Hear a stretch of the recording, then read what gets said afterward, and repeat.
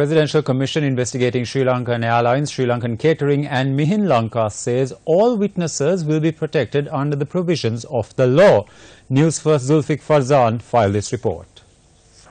Announced at the Presidential Commission of Inquiry today that all witnesses who have already given evidence and the witnesses who are scheduled to give evidence before the Commission are protected under the provisions of the law.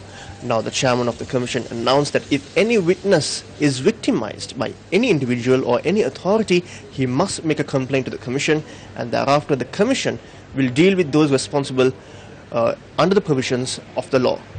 It was revealed at the Presidential Commission of Inquiry today in 2011, Kumar Stickers Private Limited had supplied hoardings to Sri Lankan Airlines for several key locations, including the premises of the Bandaranaike International Airport. However, the senior manager of marketing at Sri Lankan Airlines, who testified today, said he could only locate the agreements for those contracts, but he could not locate a single corresponding letter calling for quotations and related documents. The Attorney General's Department highlighted this was a form of irregularity at the airline. Now, it can be pointed out that the present government has in fact failed in taking legal action regarding certain matters of malpractices and irregularities. Now, the figure behind me, 28 billion rupees is the loss to the national airline, Sri Lankan Airlines, from 2016 to 2017. That's after this new government came into power. Speaking of the new government, another incident that took place after the new government came into power was the central bank treasury bond scam, which is known as the largest financial crime to hit this country.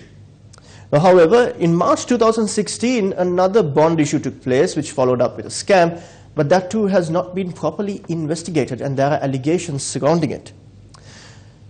At the same time, now the Bond Commission report, there's a lot of allegations surrounding that as well. Now, who in fact gave Austin Fernando, the former secretary to the president, to move the Bond Commission report to the National Archives? Who instructed him to do so? Now, that is a question posed by many. Now, in addition, it was also reported that the daughter of a member of the commission was in fact serving at Temple Trees at the Prime Minister's office. Now, there are allegations surrounding this matter as well. Now, if these allegations are false, one must come forward and prove them wrong. Now, at a time when the bond scam was taking its toll on the country, the President appointed a Presidential Commission of Inquiry to investigate irregularities and malpractices that had taken place at Sri Lankan Airlines, Sri Lankan Catering and Mihin Lanka Private Limited. Now, at present, the Commission is more focused on the malpractices and irregularities that had taken place during the previous regime. Yes, matters surrounding the irregularities and malpractices of duty-free services, promotions, stickers, and other incidents need to be looked into. However, the general public question why aren't the more serious crimes that took place during the present government are not being investigated. And also, another question is, are the objectives of the President by appointing this commission being fulfilled? 28 billion rupees as a loss in just one financial year.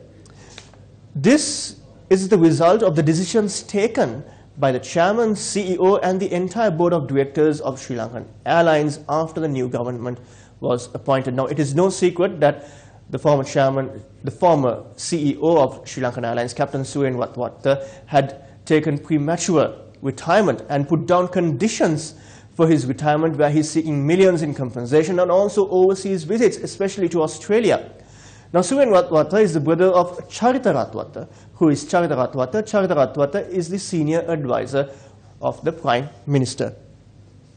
Now, in addition to that, if Suren Ratwatta is saying that he's going to retire prematurely, will that undo all the wrongs that was done during his time? Will that rectify the losses that went into the billions of rupees under his role as CEO of Sri Lankan Airlines? It must be noted that it is the 7,000 plus employees at Sri Lankan Airlines who will have to pay the price of the decisions taken by these individuals that made the airline run into a loss into billions.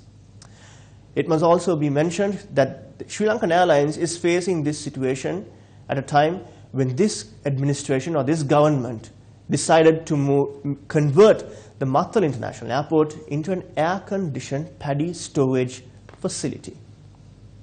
So who is the mastermind behind these incidents? Who is behind this? The people are waiting.